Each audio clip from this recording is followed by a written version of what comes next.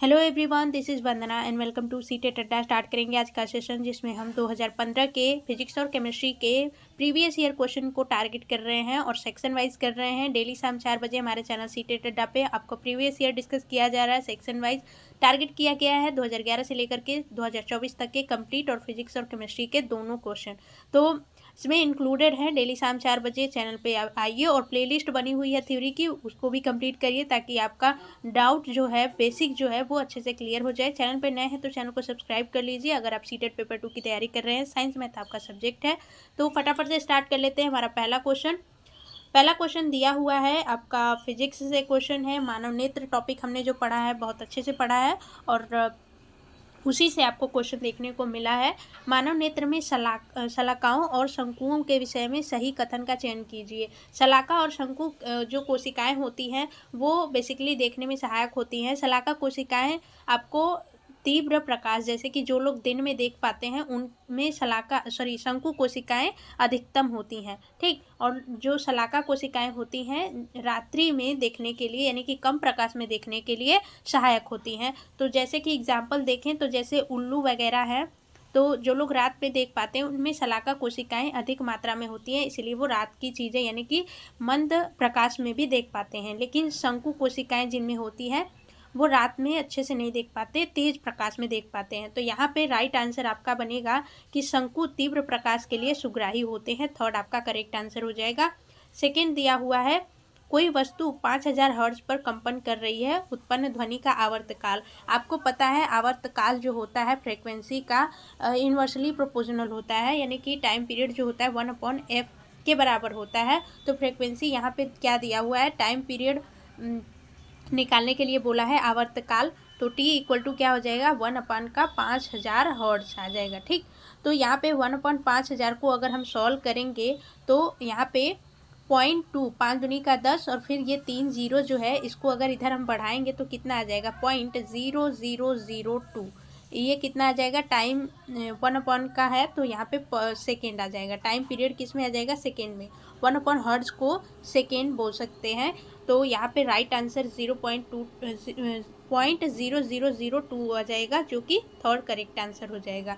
Next question है, दिया है किसी वस्तु की आभासी और विवर्तित छवि बनाने के लिए निम्नलिखित में से किसका उपयोग किया जा सकता है। ये गलत है, तो किसका उपयोग किया जा सकता है, आभासी और विवर्तित। आभासी तो आपका उत्तल और अवतल दोनों में बनता है, लेकिन विवर्धित जो होता है वो केवल अवतल दर्पण, ठीक है, अवतल दर्पण और उत्तल लेंस में ही बनता है। याद रखेंगे, विवर्धित यानी कि बड़ा जो छवि बनता है, आवर्धित या विवर्धित बोल सकते हैं, बड़ा, अत्यधिक बड़ा, तो ये बनता है अवतल दर्पण और उत्तल लेंस में, ठीक है, इसके अलावा कहीं नहीं बनता। और जो उत्तल दर्पण होता है और अवतल लेंस होता है, इसमें हमेशा प्रतिबिंब छोटा बनता है, ठीक है, बड़ा नहीं बनता, छोटा बनता है, आभासी बनता है और सीधा बनता है, ठीक है। तो ये याद रखेंगे 2 पॉइंट। अवतल दर्पण में जो प्रतिबिंब बनता है सेम वही प्रतिबिंब उत्तल लेंस में बनता है, और अवतल लेंस में जो प्रतिबिंब बनता है वही प्रतिबिंब उत्तल दर्पण में बनता है। ये 2 पॉइंट अच्छे से याद रखेंगे। टॉपिक हमने लाइट चैप्टर पढ़ा हुआ है बहुत अच्छे से, जिसमें कि लेंस के बारे में, दर्पण के बारे में बहुत अच्छे से हमने डिस्कस करा है। उसको पढ़ने के बाद आप भूल ही नहीं सकते इसके बारे में, और एक बेस हमने बना करके किस तरीके से हम याद रख सकते हैं वैसे हमने डिस्कस करा है। तो प्लेलिस्ट में जा करके वो श्योर देखिए कि किस तरीके से हमने डिस्कस करा हुआ है कंप्लीट थ्योरी। तो यहाँ पे राइट आंसर क्या बनेगा, अवतल दर्पण और उत्तल लेंस दोनों में क्या होगा, दोनों में विवर्धित और आभासी प्रतिबिंब बन जाएगा। थर्ड करेक्ट आंसर हो गया। नेक्स्ट क्वेश्चन दिया है कि कोई 6 किग्रा द्रव्यमान का पिंड किसी घर्षण रहित क्षैतिज मतलब जो इस तरीके से होता है, क्षैतिज रहित पृष्ठ पर 3 किमी पर सेकंड की एक समान चाल से फिसल रहा है। पिंड को इसी चाल से इसी सरल रेखा के अनुदिश गति करने के लिए आवश्यक बल है। तो आपको पता होना चाहिए कि जब कोई घर्षण बल नहीं मतलब लगता है तो वहाँ पे फोर्स की आवश्यकता नहीं होती है, और यहाँ पे राइट आंसर आपका 0 न्यूटन होगा। जब एक समान चाल से पिंड फिसल ही रहा है और वहाँ पे कोई फ्रिक्शन फोर्स है ही नहीं, तो आपको बल लगाने की आवश्यकता ही नहीं है। तो यहाँ पे फोर्थ आपका करेक्ट आंसर हो जाएगा 0 न्यूटन। नेक्स्ट क्वेश्चन क्या है कोई बस अपनी यात्रा की पहली 10 किमी की दूरी 40 किमी प्रति घंटा की औसत चाल से तथा शेष 45 किमी की दूरी 60 किमी प्रति घंटा की औसत चाल से तय करती है। बस की संपूर्ण यात्रा की औसत चाल के लिए आप क्या करेंगे, औसत चाल जो होती है कुल दूरी बटा के, यहाँ पे कुल दूरी अपन का कुल समय यानी कि टाइम, तो कुल दूरी अपन का कुल समय, तो दूरी तो आपको पता ही है कि ये 45 किमी चला है और ये 55 हो गया, ठीक है। कुल दूरी तो आपको पता हो गया, लेकिन कुल समय क्या होगा, तो समय निकालने के लिए क्या करेंगे, समय निकालने के लिए पहले के लिए कितना समय लिखा, समय निकालने के लिए हम यहाँ पे कुल दूरी अपन का चाल, ठीक है।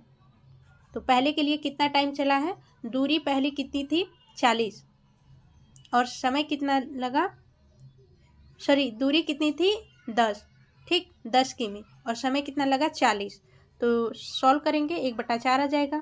फिर दूसरे के लिए दूरी कितनी थी 45 और समय कितना लगा 60, तो यहाँ पे सॉल्व करेंगे तो कितना आ जाएगा 3/4, तो कुल समय पहले के लिए समय और ये दूसरे के लिए समय कितना आ जाएगा 1 आवर आ जाएगा, 1 आवर, ठीक। तो यहाँ पे कुल दूरी 55 था और समय कितना था 1 आवर, सॉल्व करेंगे तो 55 किमी पर आवर आ जाएगा, ठीक है। तो 55 किमी पर आवर कहाँ पे है, सेकेंड में, सेकेंड आपका करेक्ट आंसर हो जाएगा।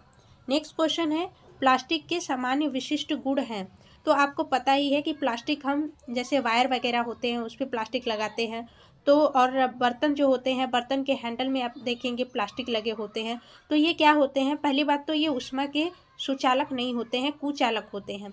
अगर ये ऊष्मा के सुचालक होते तो ये हीट हो जाते, मेल्ट हो जाते और हमें हार्म हो जाता, ठीक है। तो जो प्लास्टिक होते हैं वो ऊष्मा के सुचालक नहीं होते, विद्युत के सुचालक नहीं होते, तो जहाँ पे सुचालक होगा हम काट देंगे।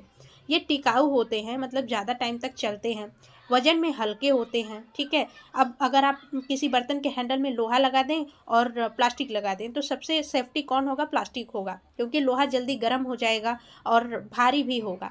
लेकिन जो प्लास्टिक होता है वो जल्दी गर्म भी नहीं होगा और भारी भी नहीं होता है, उठाने में भी सही रहता है। और लोहा जो होता है जल्दी से रिएक्ट कर लेगा, अगर नमी में रहेगा तो जल्दी से उसमें जंग लग जाएगा, लेकिन प्लास्टिक जो होता है सेफ रहता है, तो ये क्या होता है, अनअभिक्रियाशील होता है। तो फोर्थ आपका करेक्ट आंसर हो जाएगा यहाँ पे।